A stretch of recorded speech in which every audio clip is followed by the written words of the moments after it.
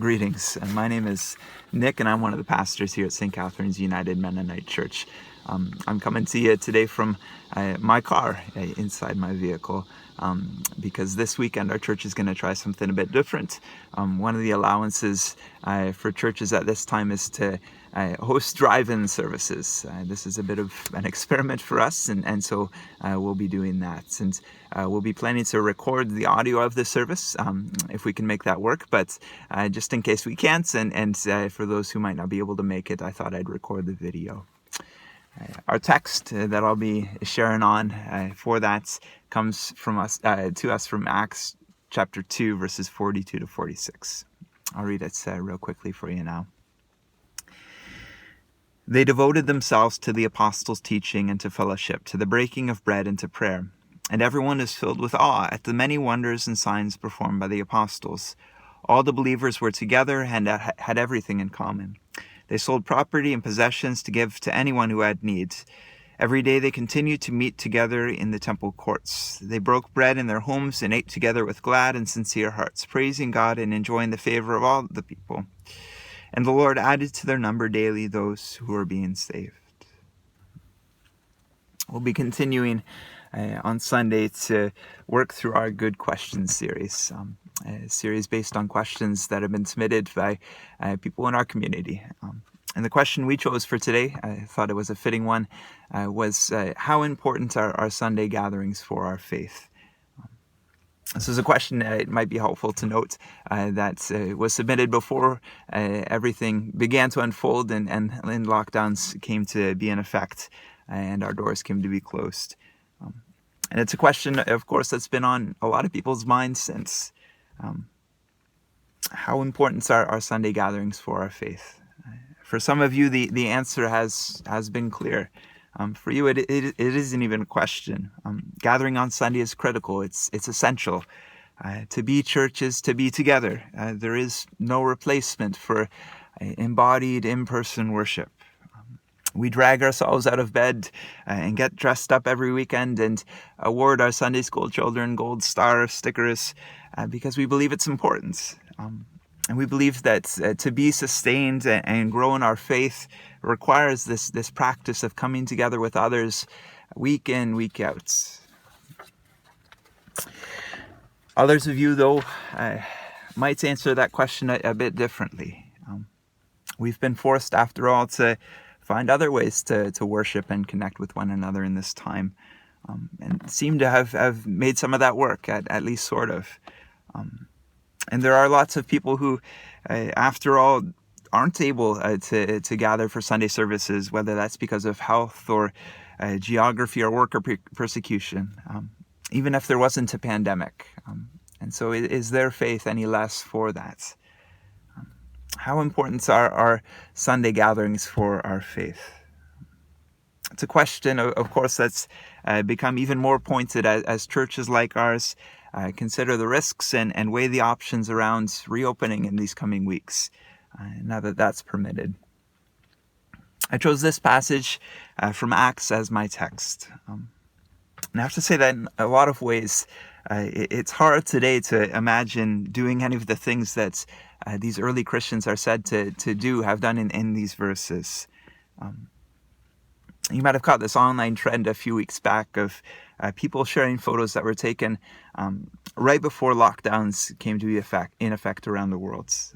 Photos of activities that are really impossible now, laughable really, like being lined up in a busy theme park or packed around a table in a busy restaurant.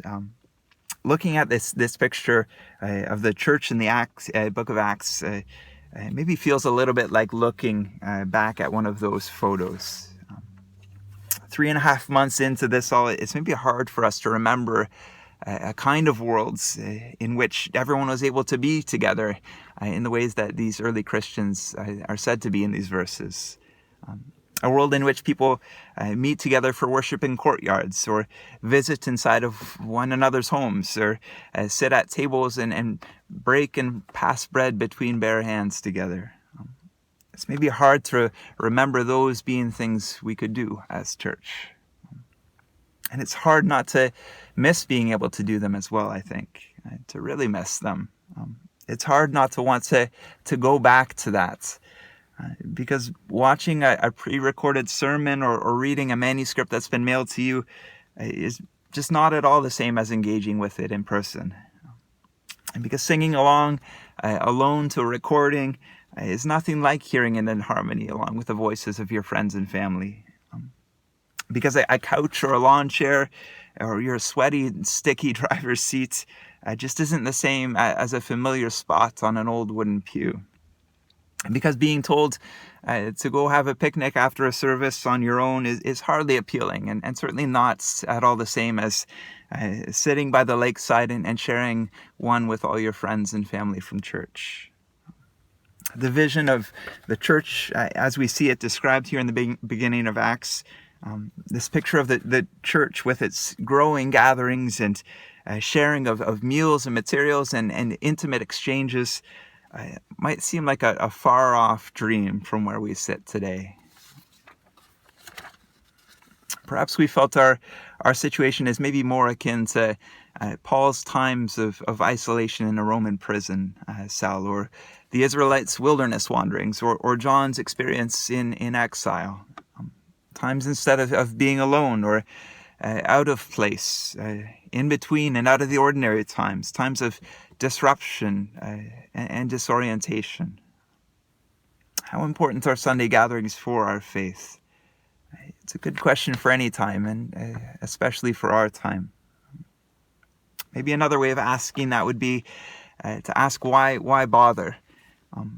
Why bother logging on and listening every weekend when you could be watching other things or doing other things? Why bother going through all this confusing work of setting up a service like this where you can listen over your radio in your car? And why bother coming just to sit in your hot car? Why bother trying to sort out social circles like we're encouraging you to, and distancing so that you can gather safely in small groups in backyards every Sunday?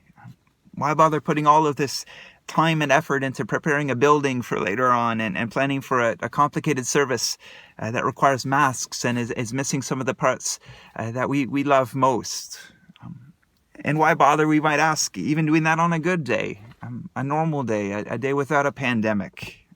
Why bother using the little free time you have each weekend when you could be sleeping in or giving the kids a proper nap or playing golf or working on the yard or picking up another shift? Why bother doing this thing that Christians for centuries have been so determined to do 52 plus times a year? This thing that the church in Acts is said to have done 7 days a week, 365 days a year. For a lot of people, the answer is it's simple. Don't bother. I have to say, I get that. I've been there. There have been plenty of Sundays over the course of my life where I've had to push myself out of the door to go and be with God's people. Times when I've chosen what's felt like the path of least resistance instead and stayed home instead.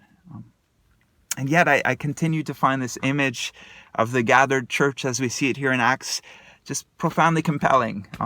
I find it intriguing and irresistible. I continue to come back to it and believe that while there might be circumstances and times such that it's not possible to be together, there is no alternative. There's no replacements, no other way. Because no one can grow and flourish on their own. No one can do that in isolation. No one is an island. No part of Christ's body can exist amputated or do the fullness of God's work on its own. And because, like those earliest believers, we believe that we have gifts to share and encouragements to offer to one another and challenge to speak into one another's lives. Because it's simply a joy to be together, to see one another, to share with one another, to smile and shake hands and embrace and join our voices and lift up our hearts and look to God together. I think that's exactly what we see in this verses here, this short little passage. Not so much a sense of grueling duty that we read about, a rote repetition, but instead a loving devotion that spills out into daily fellowship. They had glad and sincere hearts, Luke writes. They were constantly in awe at the wonders that God was doing, he said. And so we bother. We've been bothering a lot, so to speak, over these past few months as we've had to radically rethink and rework what it means to be a church. Along with so many other congregations, we've had to innovate and change plans and come up with creative alternatives. And we've done our best to stumble through that and make our way through this together. And we didn't have to bother. I know that some churches have more or less shuttered things completely, save their phone trees. Well, that might have been a decision that makes good sense for those contexts and situations. We have been compelled, along with those earliest Christians, to seek to continue to be community as best we can during this time, and to try to remain connected. And so we've bothered, and you've continued to bother as well as you've done that work alongside of us. And we've done this. As we've done this, we've been reminded, perhaps more than we ever have, that the church is us as a people and not a building. That, of course, was the reality for the early Church of Acts that we see here in this text. They, after all, didn't have sanctuaries to meet in. We're told that they used public outdoor spaces like temple yards, and that they met in their own homes, as we're doing this weekend, and as we'll be doing in the weeks to come, and encouraging you to. And so we believe that we can likewise still be church from our patios and living rooms, and we can be church even sitting around looking silly like sluggish customers in our vehicles outside of a mall. Perhaps the most challenging thing we've had to acknowledge is that if loving our neighbors and protecting the most vulnerable in society is part of what church is about, then perhaps one of the best and most loving things we could do and can do as church is to not gather for a season, so that we don't risk spreading or receiving this disease. I know that for a lot of you, a lot of us, that continues to be really hard, because during hard times, difficult times like this is precisely the time when we want to be together as church. It's precisely the time when we do want to gather. It's something that we'll continue to wrestle with together over the months to come as we make plans and preparations to reopen. In the meantime, we'll continue to work to stay connected, even while we're apart, even while we can't fully gather.